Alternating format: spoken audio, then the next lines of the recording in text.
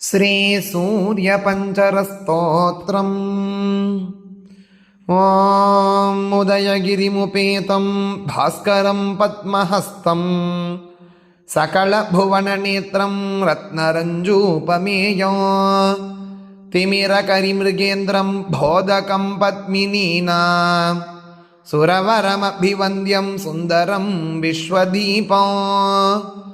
ಓಂ ಶಿಖಾಯಾಂ ಭಾಸ್ಕರಾಯ ನಮಃ ಲಲಾಟೆ ಸೂರ್ಯಾಯ ನಮಃ ಭ್ರೂಮಧ್ಯೆ ಭಾನವೇ ನಮಃ ಕರ್ಣಯೋಃ ದಿವಾಕರಾಯ ನಮಃ ನಾಸಿಕಾಯಾಂ ಭಾನವೇ ನಮಃ ನೇತ್ರಯೋಃ ಸವಿತ್ರೇ ನಮಃ ಮುಖೇ ಭಾಸ್ಕರಾಯ ನಮಃ ಓಷ್ಟಯೋಃ ಪರ್ಜನ್ಯಾಯ ನಮಃ ಪಾದಯೋಃ ಪ್ರಭಾಕರಾಯ ನಮಃ.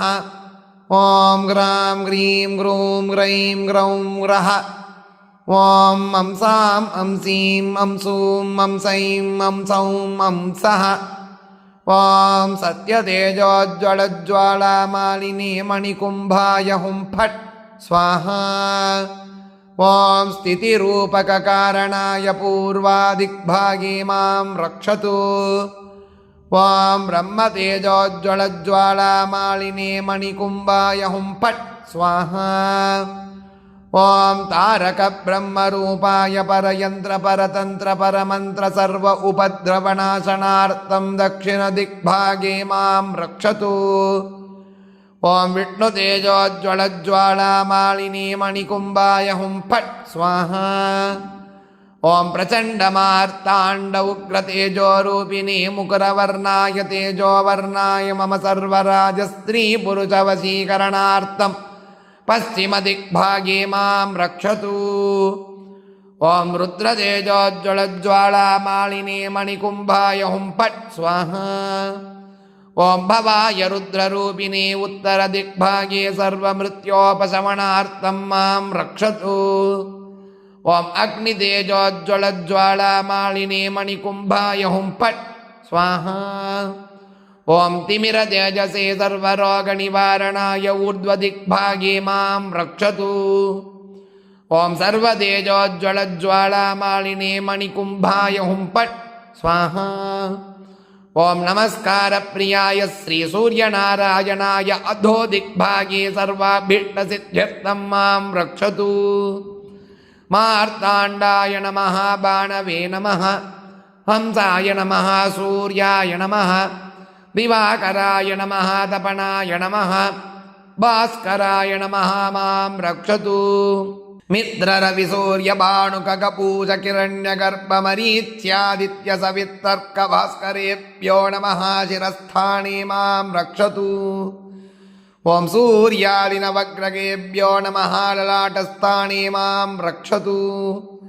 ಧರಾಯ ನಮಃ ಧ್ರುವಾಯ ನಮಃ ಸೋಮಾಯ ನಮಃ ಅಥರ್ವಾಯ ನಮಃ ಅನಿಲಾಯ ನಮಃ ಅನಲಾಯ ನಮಃ ಪ್ರತ್ಯೂಷಾಯ ನಮಃ ಪ್ರತಾಪಾಯ ನಮಃ ಮೂರ್ಧ್ನಿಸ್ಥಾನೇ ಮಾಂ ರಕ್ಷತು.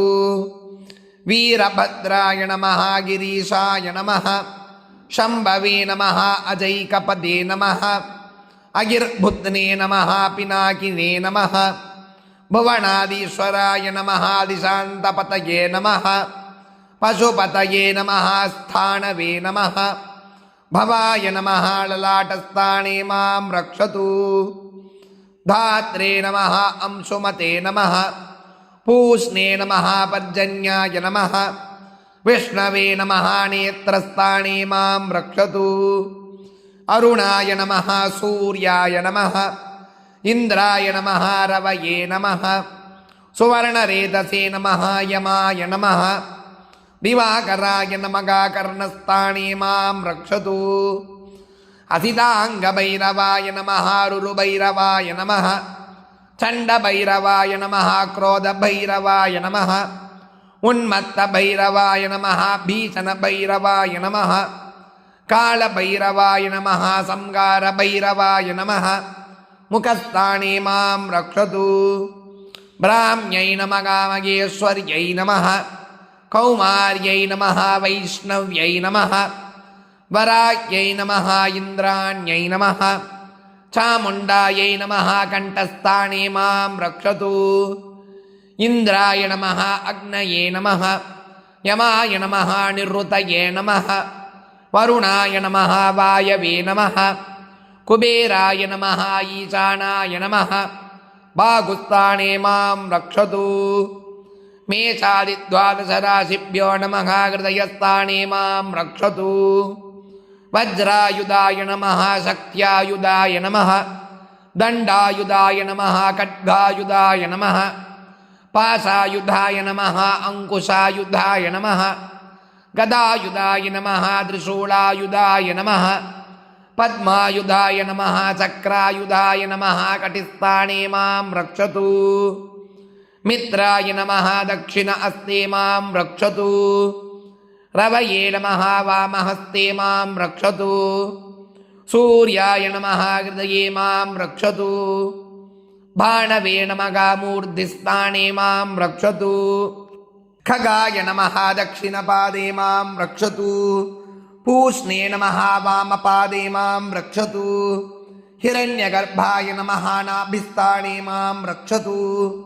ಮರೀಚಯೇ ನಮಃ ಕಂಠಸ್ಥಾನೇ ಮಾಂ ರಕ್ಷತು. ಆದಿತ್ಯಾಯ ನಮಃ ದಕ್ಷಿಣಚಕ್ಷುಷಿ ಮಾಂ ರಕ್ಷತು. ಸವಿತ್ರೇ ನಮಃ ವಾಮಚಕ್ಷುಷಿ ಮಾಂ ರಕ್ಷತು. ಭಾಸ್ಕರಾಯ ನಮಃ ಹಸ್ತೆ ಮಾಂ ರಕ್ಷತು. ಅರ್ಕಾಯ ನಮಃ ಕವಚೇ ಮಾಂ ರಕ್ಷತು. ಓಂ ಭಾಸ್ಕರಾಯ ವಿದ್ಮಯೇ ಮಹಾದ್ಯುತಿಕರಾಯ ಧೀಮಹಿ ತನ್ನೋ ಆದಿತ್ಯ ಪ್ರಚೋದಯಾತ್. ಅಸ್ಯ ಶ್ರೀ ಆದಿತ್ಯ ಕವಚ ಸ್ತೋತ್ರ ಮಹಾಮಂತ್ರಸ್ಯ ಅಗಸ್ತ್ಯೋ ಭಗವಾನ್ ಋಷಿಃ ಅನುಷ್ಠುಪ್ ಛಂದಃ ಆದಿತ್ಯೋ ದೇವತಾಂ ಶ್ರೀಂ ಬೀಜಂ ನೀಂ ಶಕ್ತಿಃ ಸೂಂ ಕೀಲಕಂ ಮಮ ಆದಿತ್ಯ ಪ್ರಸಾದ ಸಿದ್ಧ್ಯರ್ಥೆ ಜಪೇ ವಿನಿಯೋಗಃ. ಧ್ಯಾನಂ ಜಪಾಕುಸುಮ ಸಂಕಾಶಂ ದ್ವಿಭುಜಂ ಪದ್ಮ ಅಸ್ತಕಂ ಸಿಂಧೂರಾಂಬರ ಮಾಲ್ಯಂ ಚ ರಕ್ತಗಂಧಾನುಲೇಪನೋ ಮಾಣಿಕ್ಯ ರತ್ನ ಖಚಿತ ಸರ್ವಾಭರಣ ಭೂಷಿತೋ ಸಪ್ತಾಶ್ವರತಮಾಗಂ ತೋ ಮೇರುಂ ಚೈವ ಪ್ರದಕ್ಷಿಣೋ ದೇವಾಸುರವರೈರ್ವಂದ್ಯಂ ಗೃಣಿಭಿಃ ಪರಿಸೇವಿತೋ ಧ್ಯಾಯೇತ್ ಪಠೇತ್ ಸುವರ್ಣಾಭಂ ಸೂರ್ಯಸ್ಯ ಕವಚಂ ಮುದಾ ಗೃಣಿಃ ಪಾದು ಶಿರೋ ದೇಶೇ ಸೂರ್ಯಃ ಪಾದು ಲಲಾಟಕಂ ಆದಿತ್ಯೋಲೋಚನೆ ಪಾತು ಶ್ರುತಿ ಪಾತು ದಿವಾಕರಗ ಗ್ರಾಣಂ ಪಾತು ಸದಾ ಭಾನುಗೋ ಮುಖಂ ಪಾತು ಸದಾ ರವಿಃ ಚಿಕ್ವಾಂ ಪಾತು ಜಗನ್ನೇತ್ರಗ ಕಂಠಂ ಪಾತು ವಿಭಾವಸುಃ ಸ್ಕಂದೌ ಗಕಪತಿಃ ಪಾತು ಭುಜೌ ಪಾದು ಪ್ರಭಾಕರಃ ಕರಾವಬ್ಜಕರಃ ಪಾತು ಹೃದಯಂ ಪಾತು ನಭೋಮಣಿಃ ದ್ವಾದಶಾತ್ಮಾ ಕಟಿಂ ಪಾತು ಸವಿತಾ ಪಾತು ಸಕ್ತಿನಿ ಊರು ಪಾತು ಸುರಶ್ರೇಷ್ಠೋ ಜಾನುನಿ ಪಾತು ಭಾಸ್ಕರಃ ಜಂಘೇ ಮೇ ಪಾತು ಮಾರ್ತಾಂಡೋ ಗುಲ್ಫೌ ಪಾತು ತ್ವಿಷಾಕ್ತದಿಃ ಪಾದೌ ದಿನಮಣಿಃ ಪಾತು ಪಾತು ಮಿತ್ರೋಕಿಲಂ ವಪುಃ ಆದಿತ್ಯ ಕವಚಂ ಪುಣ್ಯಂ ಅಭೇದ್ಯಂ ವಜ್ರಸನ್ನಿಭಂ ಸರ್ವರೋಗಭಯಾದಿಭ್ಯೋ ಮುಚ್ಯತೆ ನಾತ್ರ ಸಂಶಯಃ ಸಂವತ್ಸರಮುಪಾಸಿತ್ವಾ ಸಾಮ್ರಾಜ್ಯ ಪದವೀಂ ಲಭೇತ್ ಅಶೇಷ ರೋಗ ಶಾಂತ್ಯರ್ಥಂ ಧ್ಯಾಯೇದಾದಿತ್ಯಮಂಡಲೋ ಅನೇಕರತ್ನ ಸಂಯುಕ್ತಂ ಸ್ವರ್ಣಮಾಣಿಕ್ಯಭೂಷಣೋ ಕಲ್ಪವೃಕ್ಷ ಸಮಾಕೀರ್ಣಂ ಕದಂಬ ಕುಸುಮ ಪ್ರಿಯಂ ಸಿಂಧೂರವರ್ಣಾಯ ಸುಮಂಡಲಾಯ ಸುವರ್ಣರತ್ನಾಂಬರಣಾಯ ತುಭ್ಯಂ ಪದ್ಮಾದಿನೇತ್ರೇ ಚ ಸ್ವಪಂಕಜಾಯ ಬ್ರಹ್ಮೇಂದ್ರನಾರಾಯಣ ಶಂಕರಾಯ ಸಂರಕ್ತಚೂರ್ಣಂ ತು ಸುವರ್ಣತೋಯಂ ಸಕುಂಗಭಾವಂ ಸಕುಶಂ ಸಪುಷ್ಪಂ ಪ್ರದತ್ತಮದಾಯ ಚ ಹೇಮಪಾತ್ರೇ ಪ್ರಶಸ್ತನಾದಂ ಭಗವನ್ ಪ್ರಸೀದ. ಇತಿ ಶ್ರೀ ಆದಿತ್ಯ ಕವಚ ಪಂಚರ ಸ್ತೋತ್ರಂ ಸಂಪೂರ್ಣಂ.